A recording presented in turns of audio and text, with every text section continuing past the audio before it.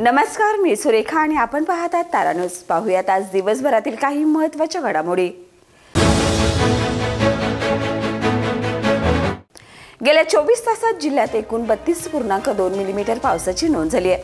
गगनबावड्यात सर्वाधिक 109.3 मिलीमीटर पाऊस, तर राधानगरीत 63.9 मिलीमीटर पाऊस, शाहूवाडीत 50 मिलीमीटर, तर पन्हाळ्यात 29.1 मिलीमीटर पाऊस नोंदवला गेलाय. मतचोरीच्या आरोपावर इंडिया व महाविकास आघाडीचे कार्यकर्ते गारगोटी येथे निवडणूक आयोगाविरोधात जबाब दो आंदोलनात सहभागी झालेत. मुसळधार पावसातही घोषणाबाजी करत कार्यकर्त्यांनी आंदोलन पेटवले.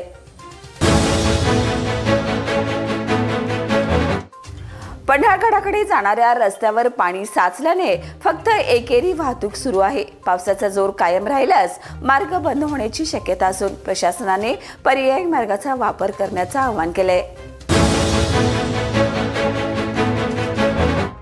भारताचे माजी पंतप्रधान स्वर्गीय राजीव गांधी यांच्या 81व्या जयंतीनिमित्त कोल्हापुरात सद्भावना दौड काढण्यात आली. शहरातील विविध मार्गावरून दौड काढत राजीव गांधी पुतळ्यास पुष्पांजली अर्पण करण्यात आली.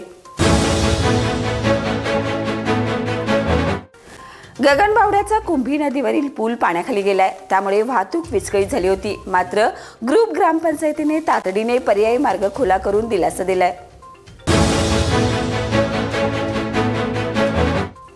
पन्हाळा तालुक्यातील मल्हारपेठ येथे घराची भिंत कोसळून 3 जण जखमी झालेत. तहसीलदारांनी घटनास्थळी भेट देत जखमींची विचारपूस केली आहे.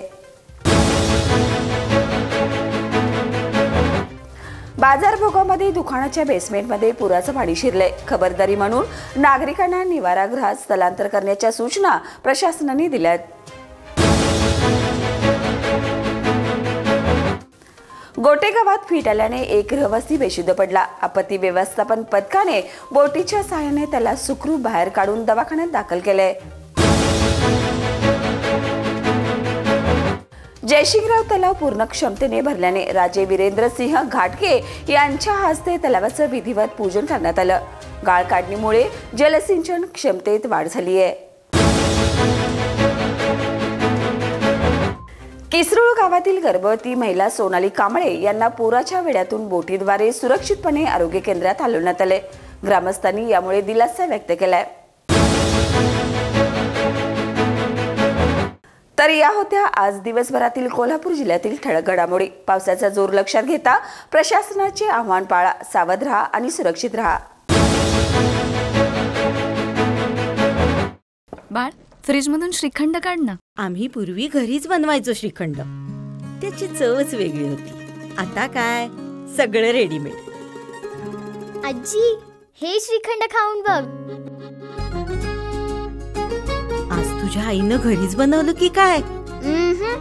हे आहे गोकुळचं श्रीखंड. अगदी जिभेवर रेंगाळणार. जिभेवरच नाही तर मनावरही रेंगाळणार. गोकुळ श्रीखंड, मनावर रेंगाळणार.